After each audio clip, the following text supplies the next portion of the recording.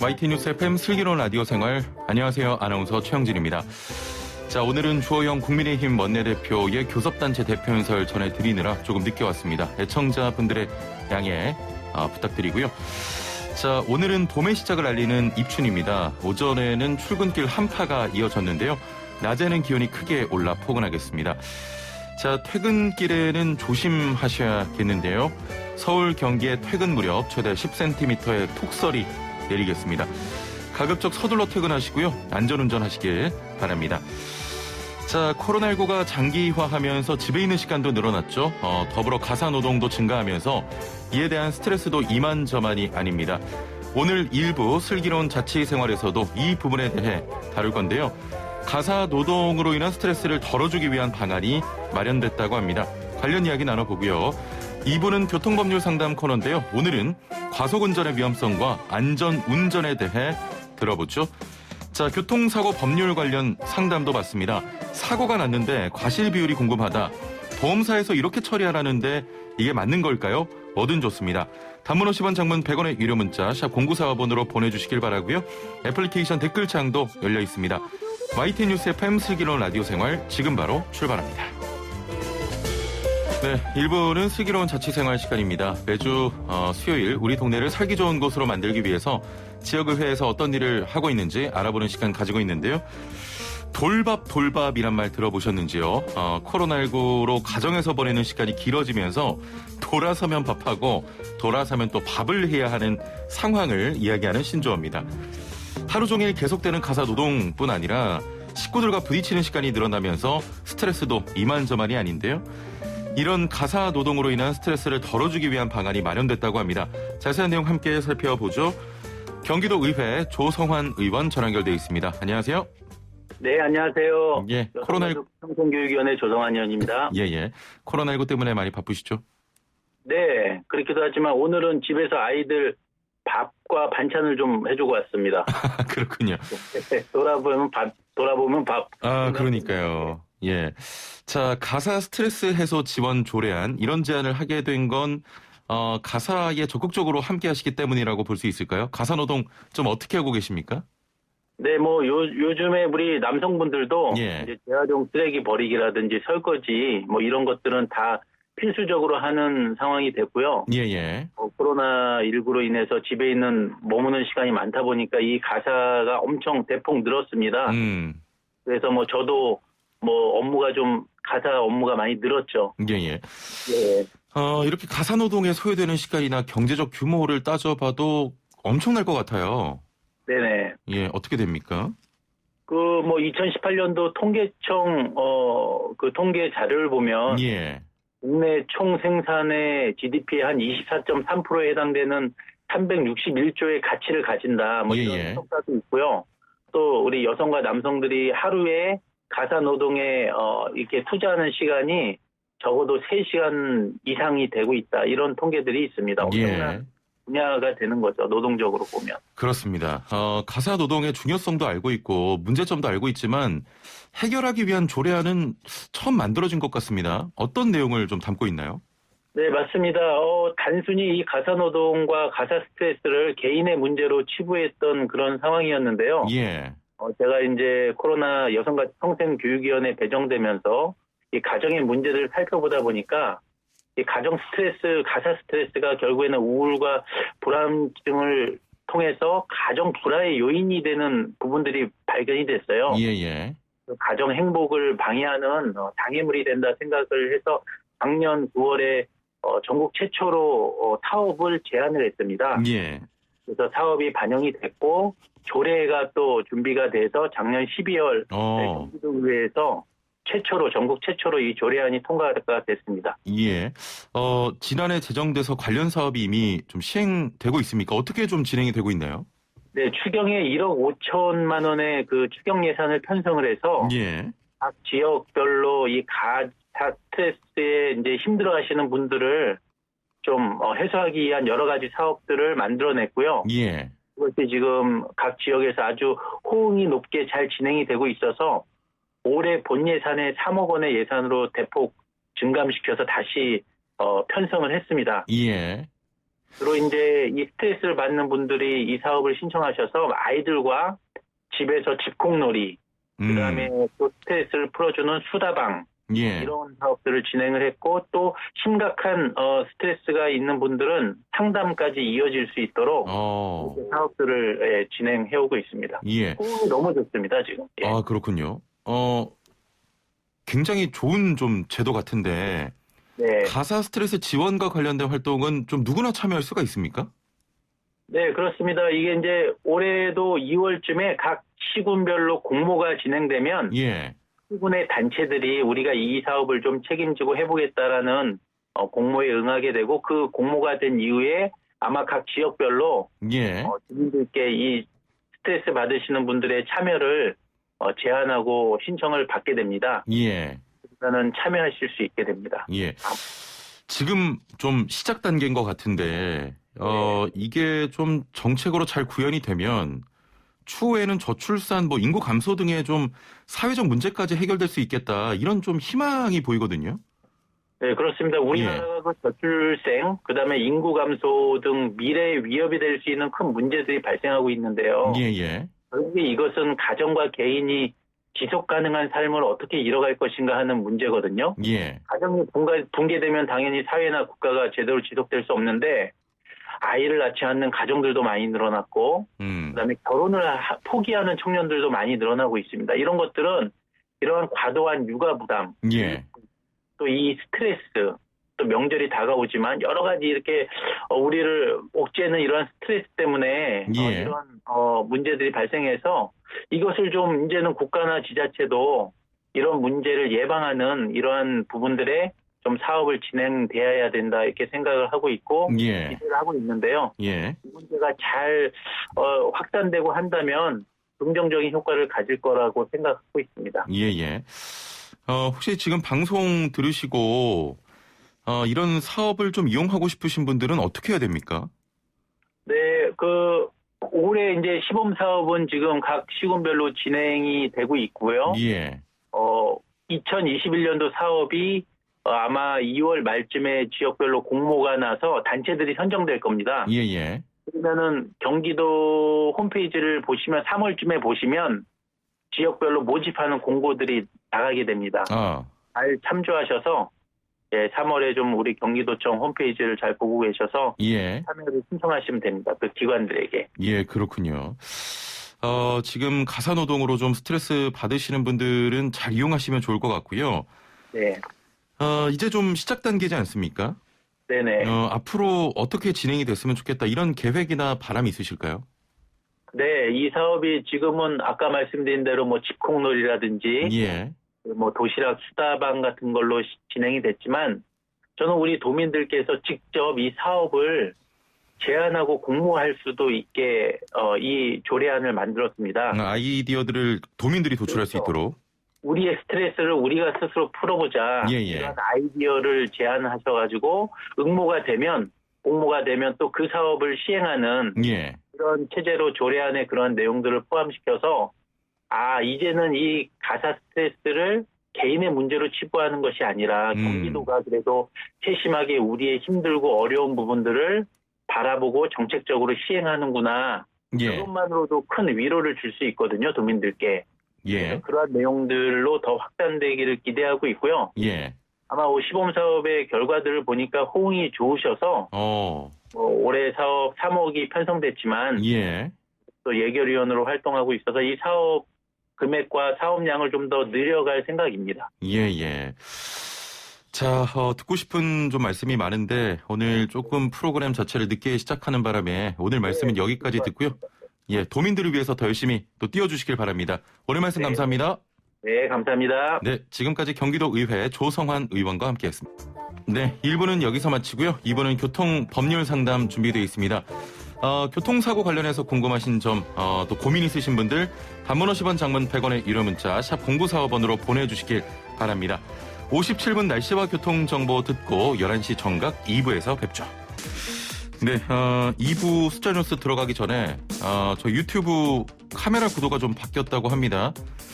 가뜩이나 제가 머리가 좀 큰 편인데 이게 더 크게 잡혀요. 궁금하신 분들은 유튜브 한번 봐주시면 될 것 같고, 저도 이전에 참 유튜브 좀 많이 봐달라 이런 말씀을 많이 드렸었는데, 실제로 이전에는 참 많은 분들이 보이는 라디오로 함께 해주셨거든요. 근데 어느 순간부터 저를 보고 쫙 나가더니 이제는 복구가 안 됩니다. 유튜브 다시 한번 홍보를 좀 드리겠습니다. 보이는 라디오로 여러분과 함께 하고 있습니다. 좀 못났지만 제 얼굴 보시면서 너무 커졌네 얼굴이 진짜. 궁금하신 분들은 지금 바로 유튜브 보이는 라디오 YTN 라디오 함께 해주시면 감사하겠고요. 자, 2부 생활에 도움이 되는 숫자 뉴스로 시작합니다. 먼저 제가 뽑은 첫 번째 숫자는 4입니다.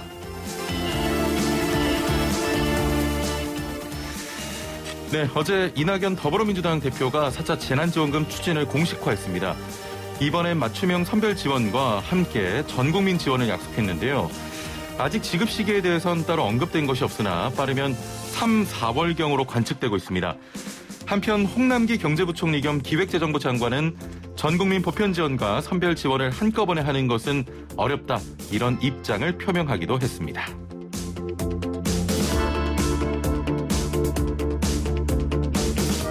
네, 두 번째 숫자는 0입니다.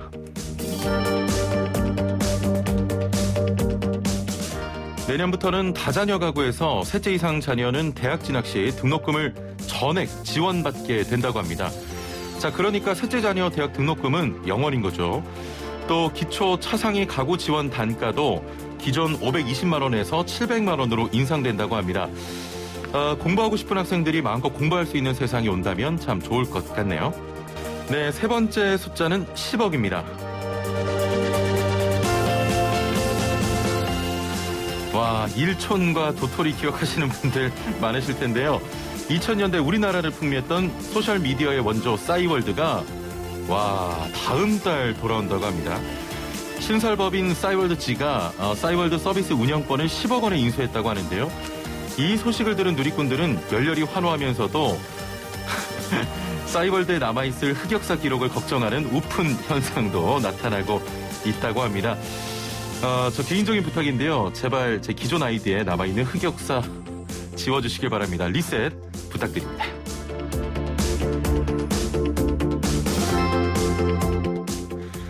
마지막 숫자는 15입니다.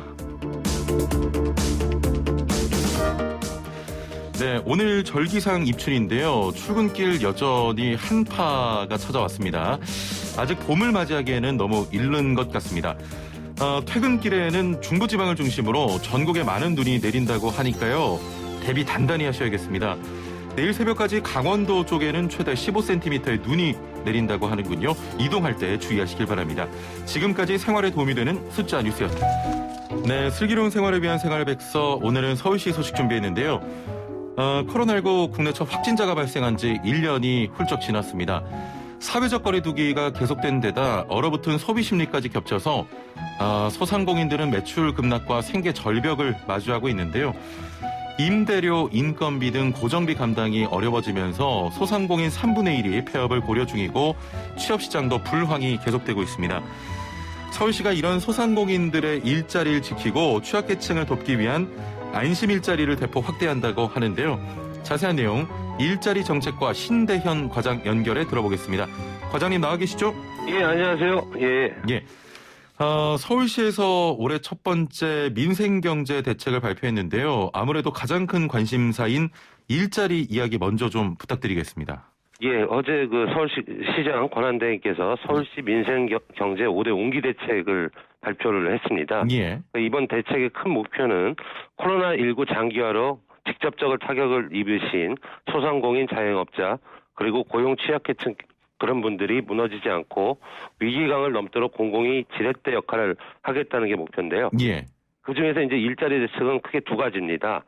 먼저 무급휴직자의 실직을 방지하기 위해 고용유지 지원금을 총 1만 명에게 3개월간 최대 150만 원을 지원해드릴 계획이고요. 예. 그다음 일할 능력과 의지가 있지만 우리 고용시장에 소외된 실업자, 어르신, 장애인 등에게 올해 상반기 총 6,378개의 안심 일자리를 제공할 계획입니다. 예예. 무급휴직 지원금 제도도 있다고 말씀하셨는데 대상과 절차를 조금 더 자세히 설명을 해주시죠. 예, 저희가 지원해드릴 대상은 우리 서울 지역에 소재한 50인 미만 소기업, 소상공인 등 기업체에서 작년 11월 14일부터 21년 3월 31일 기간 월 5일 이상 무급시간 근로자 중 4월 말까지 고용이 유지되고 있는 분들께 1개월에 50만 원씩 3개월간 최대 150만 원을 지원해드릴 계획입니다. 예, 먼저 지급을 해드린 후에 사후 점검 방식을 원칙으로 적게 지원받을 수 있도록 하고요. 작년에 고용유지지원금을 2차례 지원을 했는데 그거 받으신 분 중에 고용을 계속 유지하고 있는 근로자도 추원을 받을 수 있습니다. 그리고 집합 금지나 영업 제한으로 손실을 본 피해업종 근로자를 우선적으로 선정해서 지원을 해드릴 계획입니다. 예.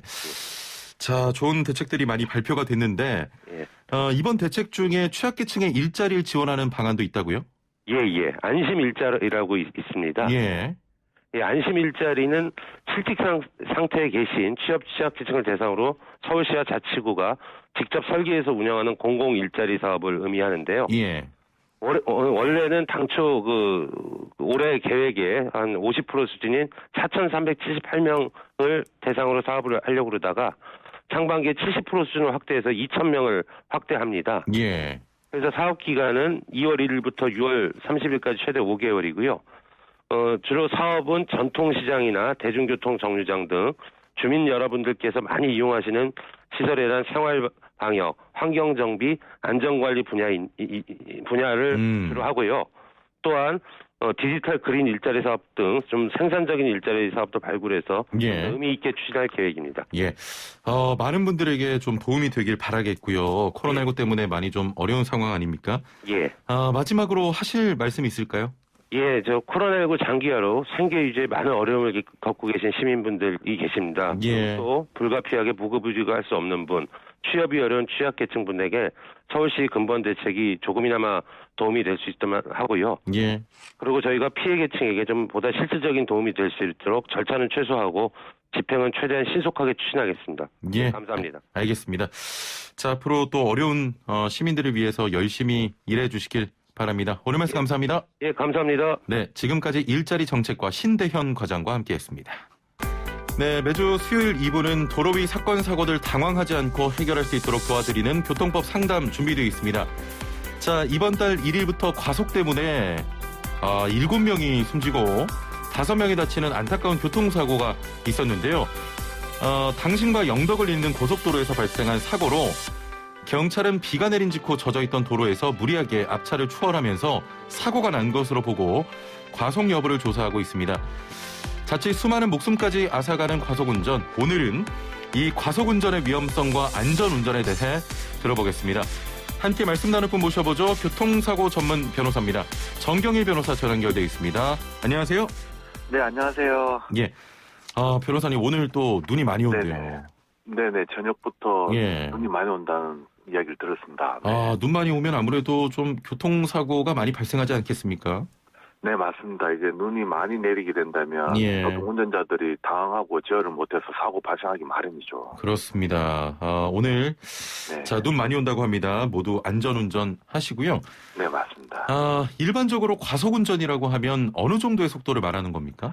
네, 도로마다 제한 속도가 정해져 있는데 제한 속도 넘기면 글자 그대로 다 과속 운전입니다. 하지만 도로교통법 보면 과속의 정도에 따라 범칙금이나 벌점 그리고 또 형사처벌 대상까지로 유형별로 나누고 있는데 통상 제한 속도 20km 이하로 과속했을 때, 제한 속도 20km를 초과하지 않았을 때는 범칙금으로 끝납니다. 하지만 20km를 초과했을 때는 범칙금이나 벌점도 늘어나고 사고까지 발생하면 10일의 중과실에 해당되고요. 또 어린이 보호구역 같은 경우에 제한 속도가 정해져 있는데 그걸 초과하면 범칙금으로 끝나는 게 아니라 사고 발생하면 곧바로 어린이 보호구역 의무 위반으로 10일의 중과실 형사처벌까지 받을 수도 있습니다. 알겠습니다. 지금 애플리케이션으로 조셉팡님께서는 구도가 바뀌니 사람이 더 젠틀하게 보이네요라고 하셨고요. 감사합니다. 네. 변호사님 많이 웃으시네요. 네, 죄송합니다. 우빈맘님께서는 오랜만이에요. 한동안 YTN 앱으로 듣기만 했어요. 형진 아나운서님 파이팅 하셨는데, 우빈맘님 진짜 오랜만입니다. 감사드리고요. 예전에는 참 유튜브 보이는 라디오로 많은 분들이 함께 하셨는데 어느 순간 또 애플리케이션으로 많이 또 이동을 하셨더라고요. 자, 유튜브 보이는 라디오 하고 있습니다. 함께 이용해 주시면 저의 큰 머리를 보실 수가 있고요. 변호사님 나중에 또 네. 코로나 괜찮아지면 나오셔가지고 또 유튜브 애청자분들께도 인사드리는 시간 가졌으면 좋겠습니다. 예. 자, 과속을 정하는 제한 속도가 도로마다 다르다고 했는데 도로별로 제한 속도는 어떻게 됩니까? 네, 보통 통상 일반 도로, 편도 1차로 같은 경우에는 60km 보시면 되고요. 편도 2차로 이상은 80km, 자동차 전용 도로는 90km, 고속도로는 100km라고 보시면 되고 안전표지에 제한 표시 속도 표지판이 있다면 그 표지판에 따라 정해진 속도가 제한 속도가 됩니다. 그리고 2021년 올해 4월 17일부터 도로교통법 시행규칙 개정으로 5030이 전국적으로 시행됩니다. 뭐냐면 잘 아시겠지만 도심 차량 제한 속도가 60에서 50으로 줄어들고 또 주택가 이민도로 등은 시속 30km로 줄어들게 되는 것을 말하는데 이 부분에 대해서 이제 운전자분들 가뜩이나 도심지에서 교통이 체증되는데 속도까지 줄여버리면 뭐 더 힘든 거 아니냐, 느린 도로 더 느리게 가라는 거 아니냐라는 것도 많은데 이 부분에 대해서는 지금까지 조사한 자료에 따른다면 그렇지 않다라고 나옵니다.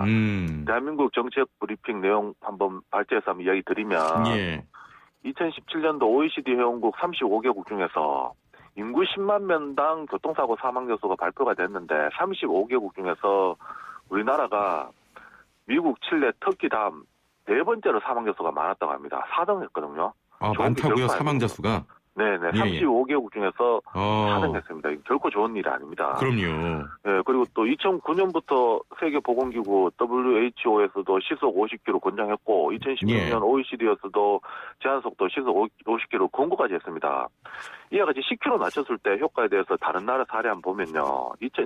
1990년도 덴마크 시속 60km에서 50km 낮추니까 사망사고 24% 감소했고 부상사고는 9% 감소했고요. 94년도 독일도 시속 60에서 50km 낮추니까 교통사고가 20% 감소했다라고 합니다. 우리나라도 여기에 대해서 18년도 6월 27일 날 종로에서 시범 운행해보았다고 합니다. 2017년 시행하기 전 2017년도하고 2018년도 비교했을 때 교통사고율이 15.8% 줄었고 부상자 수도 22.7% 감소했다라고 합니다.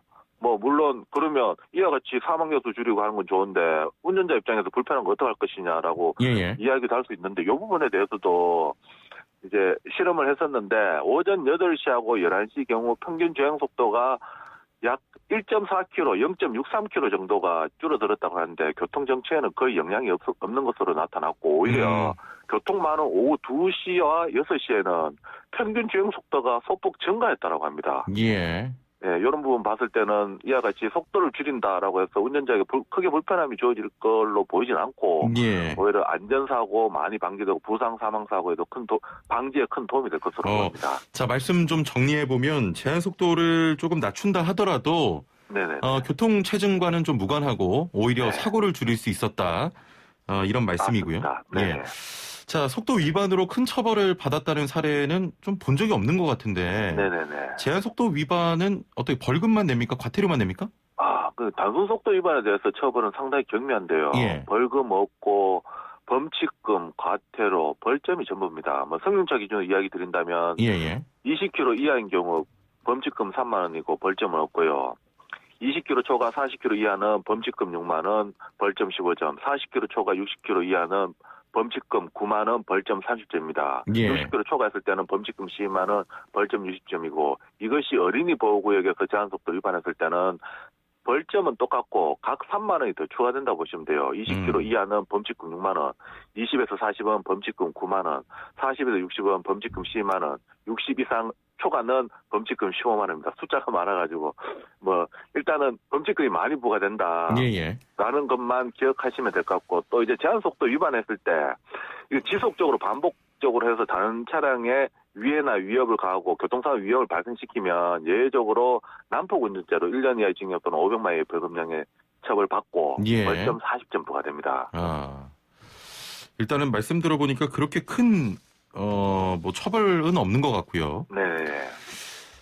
자, 오늘 속도 위반과 관련된 사례 하나 살펴보면서 이야기 좀 이어나가 보도록 하겠습니다. 네네. 예. 이거 뭐 사례 제가 읽으면 되겠죠? 네네네. 예, 예. 맞다, 아나운서님. 지금 어떻게 보면 애청자분들이 오해하실 수도 있는데, 예. 이 제한속도 초과에 대해서 벌점과 범칙금으로만 끝나는 것은 아니고요. 예. 그러니까 작년 12월 10일부터 초과속 운전에 대해서 벌금, 그러니까 많게는 징역형까지 받을 수 있도록 초과속 운행에 대해서 도로교통법 개정이 있었습니다. 요까지도 한번 이야기 좀 드리겠습니다. 말씀해 주시죠. 예. 80km 초과한 경우, 제한속도보다 80km 초과한 경우, 잘 일어나지 않겠지만, 그러한 경우는 30만 이하의 벌금 구류고요. 예. 벌점은 80점. 그리고 제한속도 100km 초과한 경우는 100만 원 이하의 벌금 구류 과료. 그리고 벌점은 100점입니다. 또 제한속도가 100km 초과한 속도로 3회 이상 운전한 경우는 1년 이하의 징역이나 500만 원의 벌금형까지 처벌받을 수 있고 면허는 취소됩니다. 그렇군요. 근데 네네네. 이 제한 속도보다 100km가 초과할 수 있을까요? 고속도로에서 제한 속도가 100인데 200 초과된다면 네, 상상으로 가능하지만 그래도 그렇게 하는 게 있으니까 운전자분들이 있으니까 결국 이와 같은 법이 만들어진 것으로 보입니다. 그렇습니다. 법 잘 지켜야 됩니다. 네, 자, 맞습니다. 사례를 좀 전해드리도록 하죠. 남편과 네네. 함께 지인 집들이를 갔다 돌아오는 길에 택시를 타기 위해서 남편이 택시를 잡고 있었습니다. 건너편 택시가 저희한테 오기 위해서 유턴을 했는데요. 그 택시가 불법 유턴을 해서 저희들을 무리하게 태우려고 한 것이었습니다. 불법 유턴 택시 때문에 진행하던 승용차가 택시를 피하면서 남편과 부딪혔고 남편은 현장에서 사망했습니다. 불법 유턴한 택시는 그대로 가버렸고요. 남편과 사고가 난 승용차는 제한속도가 60인 구간에서 100km 이상으로 달리고 있어서 과속 판정과 함께 형사처벌을 받았습니다. 저희는 승용차의 보험사로부터 보상금도 받았는데요. 자, 끝난 일이라면 끝난 일이고 지난 일이지만 불법 유턴 택시는 지금까지 아무런 처벌이나 보상도 없습니다. 이제 와서 이 부분 다시 책임을 물을 수 있을까요? 라는 사례입니다. 네네네. 예. 네, 이 부분에 대해서 먼저 사실관계 다시 한번 설명드리겠습니다. 어떤 사안이었냐 하면 이제 건너편에 있는 택시를 부른 거예요. 근데 또 택시도 손님을 맞이하기 위해서 곧바로 불법 유턴한 거예요. 예. 그러니까 이제 택시 부른 쪽에서 오는 또 과속하는 차량이 불법 유턴 차량 피하다가 결국 택시 부른 사람이 사망한 사건이거든요. 어처구니 없는 사건인데 또 택시는 그냥 가버렸다고 합니다. 자기들은 부딪힌 것도 없고 좀 멋쩍었겠다 이 생각만 하고 간다고 하는데 과속 운전으로 사람을 친 것에 대해서는 형사처벌 받고 보상받았다니까 그걸로 끝나는 거는 끝났겠지만 문제는 그냥 가버린 불법 유턴 택시 이 부분에 대해서는 남편을 직접 충격한 것은 과속 차량 맞습니다. 하지만 사고의 원인을 제공한 불법 유턴 차량 과실 경합해서 발생된 사고거든요. 불법 유턴 차량하고 과속 진행하는 차가 부딪혔다면 불법 유턴 차량 과실이 더 크다고 볼 수 있습니다. 오히려 60% 이상 과실이 주어지거든요. 그런데 직진 과속 차량이 피했다고 불법 유턴 차량 과실이 사라지지는 않습니다. 직접 남편을 충격은 아니지만 불법 유턴 차량 과실이 더 크다고 보이기 때문에 사고에 주는 책임이 있고 당연히 민형사상 책임이 있고 또 그대로 가버렸기 때문에 도주로 평가돼서 비접촉 비행선에 해당됩니다. 지금이라도 경찰에 고소장 접수해가지고 제대로 된 판단 받으셔야 될 것으로 보입니다. 다만 민사 책임에 있어서는 공동불법 행위에 해당되기 때문에 또 과속 차량이 전부 배상했다. 중부 배상받기 힘들고요. 또 추가로 택시가 개인 택시라면 그 뺑소니의 경우 면허가 취소될 뿐만 아니라 지역마다 다르지만 택시 면허가 1억 정도 하는 그 개인 택시 면허까지도 취소됩니다. 또 보통 운전자분들 자기는 안 부딪혔으니까 그냥 가도 괜찮다라고 생각 없이 가시는 경우 많은데 부딪혔든 안 부딪혔든 자신의 과실로 사고 발생됐다면 사고에 대한 책임이 있고 가버리면 도주가 되기 때문에 비접촉 뺑소니에 해당된다는 점 주의하시길 바랍니다. 비접촉 뺑소니에 해당됩니다. 네네, 맞습니다. 0214번님께서는 초반부터 이렇게 질문을 보내주셨는데요. 네네네. 자동차는 아니고 자전거 사고도 좀 받아주십니까? 라고 하셨거든요. 네네. 일단 자전거나 자전거도 도로교통법상 엄연한 차입니다. 네, 제가 아는 범위 내에서 성실히 답변드리겠습니다. 예. 자, 그러면 이어가 보도록 하겠습니다. 네네. 자전거 사고 관련한 궁금증이신데요. 네네네. 앞 자전거가 신호를 받고 신호가 풀리고 서서히 우회전을 하는데 네네네. 뒷 자전거가 오른쪽으로 추월하려다 사고가 났고 앞 자전거는 병원에 입원했습니다. 어이구, 네네. 예, 합의를 해야 하는데 어떻게 해야 하고 과실이 어떻게 되는 걸까요? 라고 하셨는데요. 자전거와 자전거 간의 사고군요. 네. 예. 자전거 간 사고, 이러한 경우는 형사적인 부분에 있어서 더 불리합니다. 예. 자동차 대 자동차 사고는 시계 중과실이 아니고 사망이 아니고 중상해가 아니면 통상적으로 대부분 종합보험 가입되기 때문에 보험 처리를 끝나서 형사처벌에서 자유롭습니다. 예. 하지만 자전거 사고는 종합보험에 가입할 수 없습니다.